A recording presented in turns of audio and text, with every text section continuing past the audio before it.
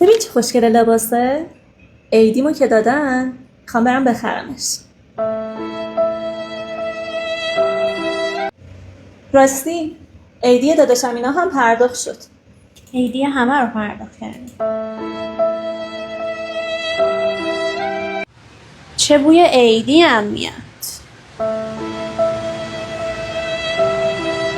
سخنگوی دولت زمان واریز عیدی کارکنان دولت را اواخر بهمن و اوایل اسفند اعلام کرد.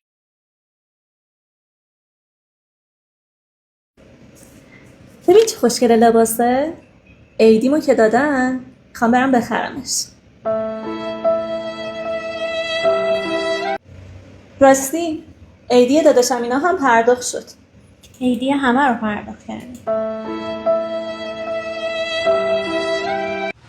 چه بوی عیدی هم میاد.